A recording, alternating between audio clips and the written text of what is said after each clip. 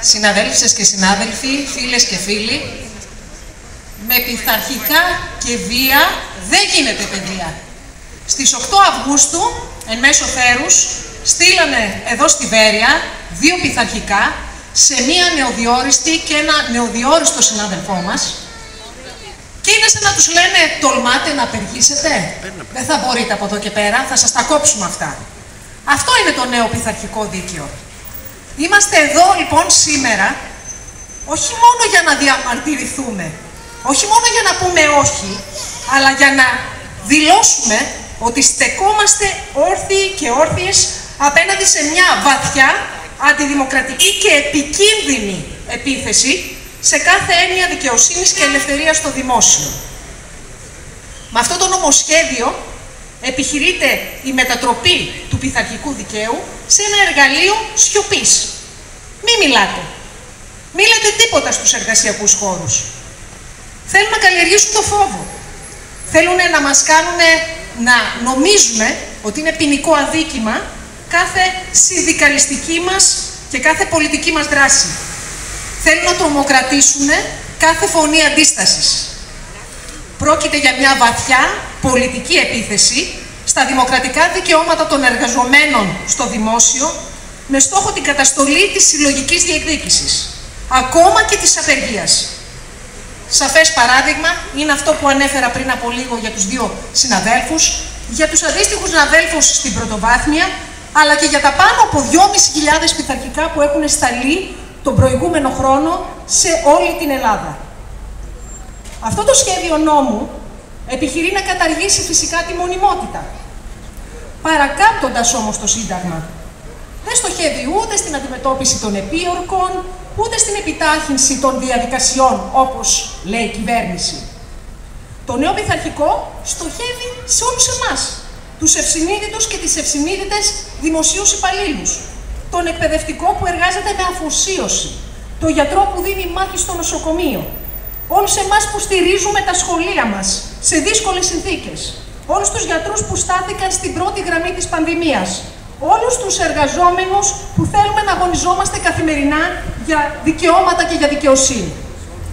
Τα είπε με πολλές λεπτομέρειες ο πρόεδρος του ΣΕΠΕ, θα τα πω κι εγώ τα πιο βασικά σημεία.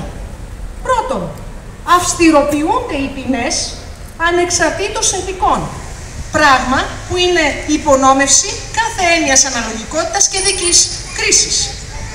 Δεύτερον, εισάγονται ακραίες κυρώσεις με βαριές διοικητικές και οικονομικές επιπτώσεις, όπως πολυετής στέρηση μισθολογικής εξέλιξης, αφαίρεση κλιμακίων, επιβολή προστίμων που φτάνουν και τα 100.000 ευρώ και επανέρχονται ακόμα και οι δυσμενείς μεταθέσεις του μετεμφυλιακού κράτους.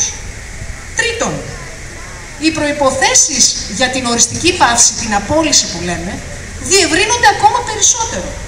Μεγαλειώδες παράδειγμα, αυτή η απεργία από την αξιολόγηση που κάνουμε οι εκπαιδευτικοί βρίσκεται σε περίοπτη θέση. Θέλω να την κόψουμε αυτόν τον τρόπο. Με 2, λέει, μη συμμετοχές στην απεργία, οδηγούμαστε στην οριστική πάυση. Και μάλιστα θεωρείται η σοβαρές αδίκημα με την άρνηση του συντάγματος ή της πράξης κατά της γενετήσιας ελευθερίας. Πλέον αρκεί ακόμα και το γενικό πειθαρχικό ιστορικό των προηγούμενων ετών ή μια σύλληψη χωρίς καταδίκη για να τεθεί κάποιος εκτός υπηρεσίας. Καταργείται δηλαδή το τεκμήριο της αθωότητας. Τέταρτον, διευρύνεται το εύρος των πειθαρχικών παραπτωμάτων. Υπάρχουν μέσα στο πειθαρχικό δίκαιο κάτι εκφράσεις όπως αναξιοπρεπής ή ανάξια διαγωγή εντός ή εκτός υπηρεσίας, χωρίς να διευκρινίζεται τι ακριβώς εννοούν με αυτό. Τα αφήνουν έτσι γενικό και αόριστο.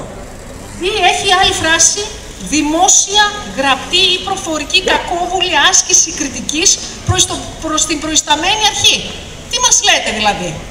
Δεν θα τολμάμε να πούμε, να κρίνουμε την προϊσταμένη μας αρχή? Αόριστο κι αυτό. Αφήνουν όλα αυτά τεράστια περιθώρια αυθαιρεσίας φυσικά και στοχοποίησης.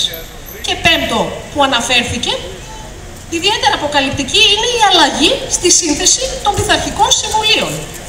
Όχι μόνο συνεχίζεται ο αποκλεισμός των ερετών εκπροσώπων των εργαζομένων, αλλά καταργείται και η συμμετοχή ακόμα των δικαστικών λειτουργών, όπως οι πρωτοδίκες. Με δύο λόγια, το πειθαρχικό δίκαιο μετατρέπεται σε μονοπρόσωπο διοικητικό εργαλείο καταστολής, αφού αυτός που κατηγορεί και αυτός που δικάζει γίνεται το ίδιο πρόσωπο. Ο στόχος είναι ξεκάθαρος. Να επιβληθεί σιγή νεκροταφείου στους χώρους του δημοσίου.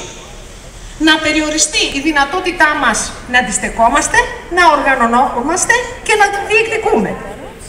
Η πείρα των τελευταίων χρόνων είναι αποκαλυπτική. Διώξεις απέναντι σε συναδέλφους και συναδέλφισες που συμμετείχαν σε κινητοποιήσεις ή άσκησαν τεκμηριωμένη δημόσια κριτική είναι οι πρώτες ενδείξεις της χρήσης του πειθαρχικού σαν εργαλείο καταστολής μας. Τι λέμε λοιπόν εμείς? Εμείς λέμε ότι θα αντισταθούμε. Αντιστεκόμαστε σε κάθε προσπάθεια μετατροπής του δημοσίου σε στρατόνα πειθαρχημένων υπαλλήλων. Απέναντι στην επιχείρηση εκφοβισμού και καταστολής, εμείς αντιτάσσουμε τη συλλογικότητα, την αντίσταση και την αποφασιστικότητα του οργανωμένου κινήματος. Η κυβέρνηση μας φοβάται, γι' αυτό φέρνει τέτοια νομοθετήματα. Ξέρει καλά πως ένα μεγάλο μέρος των δημοσίων υπαλλήλων δεν έχει συμβιβαστεί και στέκεται στο πλευρό των εργαζομένων και του λαού. Όπως οι χιλιάδες εκπαιδευτικοί που παλεύουν δίκαια ενάντια στην αντιεκπαιδευτική αξιολόγηση τόσα χρόνια. 5 χρόνια. Δηλώνουμε από εδώ ξανά με σαφήνεια. Όσοι συμμετέχουμε στην απεργία αποχή της ΑΔΔ από την αντιεκπαιδευτική αξιολόγηση, ασκούμε το συνταγματικό μας κατοχυρωμένο δικαίωμα στην απεργία. Δεν διαπράττουμε πειθαρχικό παράπτωμα, ούτε αρνούμαστε υπηρεσιακά καθήκοντα. Είμαστε απεργοί. Καλούμε τις ΕΛΜΕ σε εγρήγορση και αγωνιστική ετοιμότητα. Καλούμε την ΑΔΔ και τις άλλες ομοσπονδίες του δημοσίου να οργανώσουν άμεσα το συντονισμό μας για την απόσυρσή του. Δεν πρόκειται να επιτρέψουμε να περάσει ο κυβερνητικός αυταρχισμός. Δίνουμε το επόμενό μας ραντεβού στις 6 Σεπτεμβρίου στη ΔΕΘ. Σας ευχαριστώ.